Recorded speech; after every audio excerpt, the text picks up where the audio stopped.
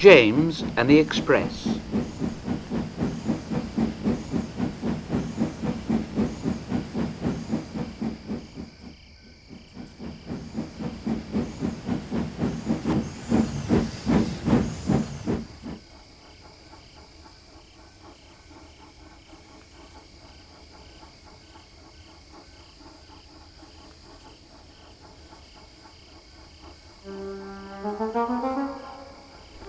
Sometimes Gordon and Henry slept in James's shed, and sometimes they talked of nothing but bootlaces. James tried to talk about engines who got shut up in tunnels and stuck on hills, but they wouldn't listen and went on talking and laughing. Gordon would say, "You talk too much, little James. Now, a fine, strong engine like me is something to talk about. I'm the only engine who can pull the Express. When I'm not there, they need 2 engines. Think of that. I've pulled Expresses for years and years and never once lost my way. I seem to know the right line by instinct." Now, every wise engine knows, of course, that it's the signalman who works the points to make engines run on the right lines. But Gordon was so proud that he'd forgotten.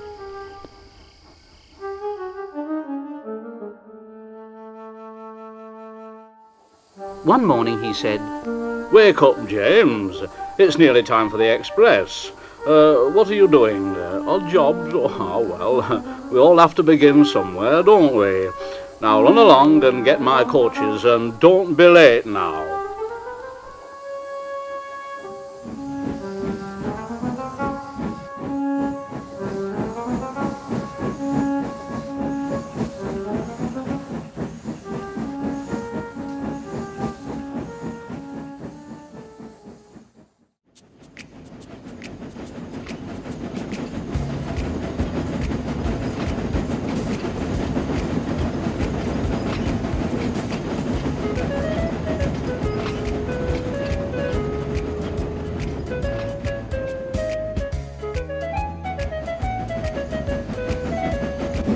James brought Gordon's coaches to the station.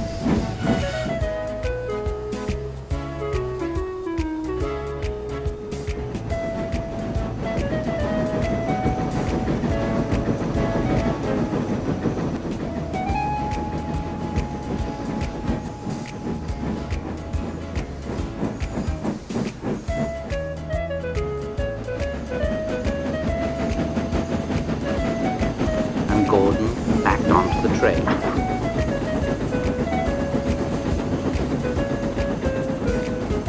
The Fat Controller was on the train with other important people. The guard blew his whistle.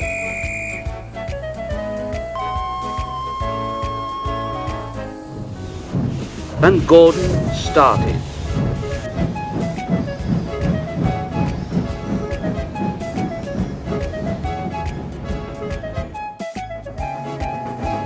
Goodbye, little James. See you tomorrow.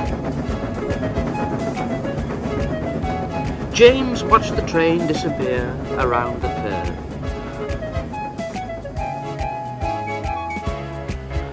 Oh dear, I wish I could pull the Express. And then he went back to work.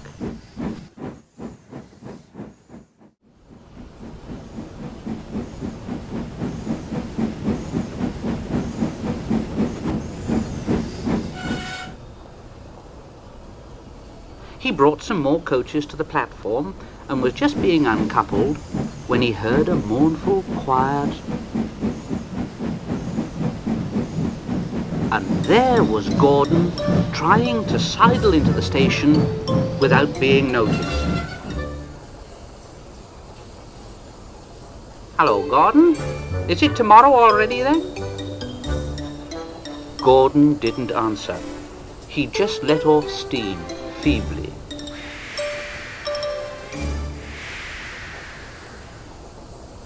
"Did you lose your way, Gordon?" No, I didn't. It was lost for me. I was switched off the main line onto the loop, and I had to go all around and back again. Perhaps it was instinct, Gordon,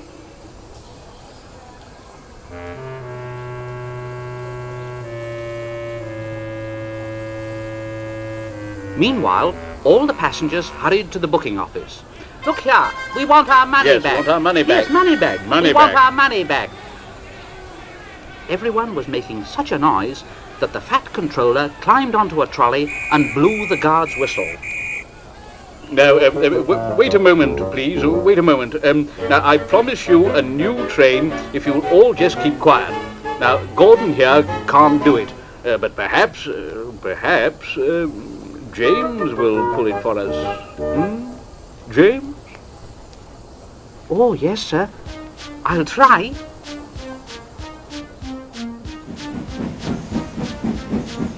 So James was coupled on and everyone got in again. Do your best, James. I will, sir.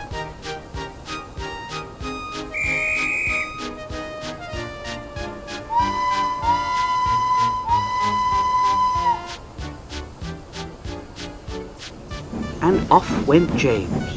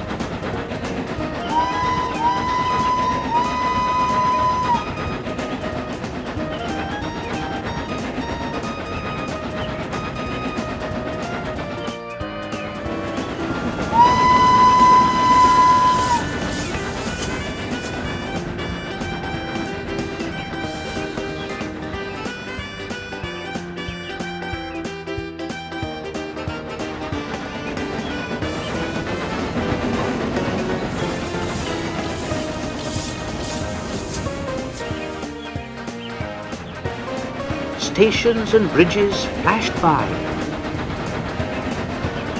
The passengers leaned out of the windows and cheered. And soon they reached the terminus.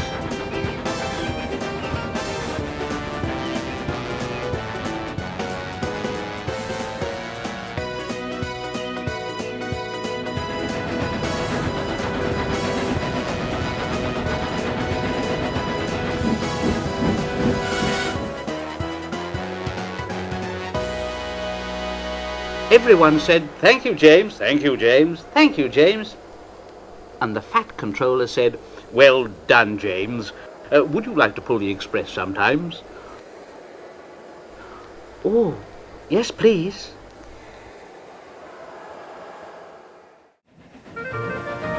Next day, when James came by, Gordon was pushing trucks in the yard.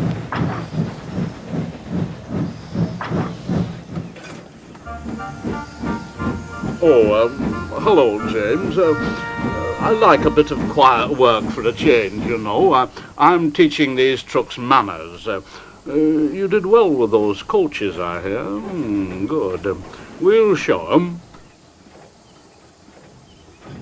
And he gave his trucks a bump. And they went, "Oh, oh, oh, oh, oh, oh, oh, oh."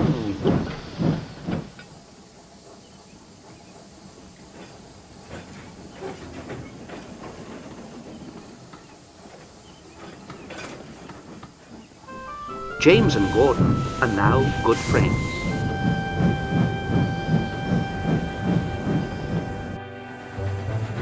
James sometimes takes the express to give Gordon a rest. Gordon never talks about bootlaces, and James never talks about getting stuck on hills, but they both often talk about trout.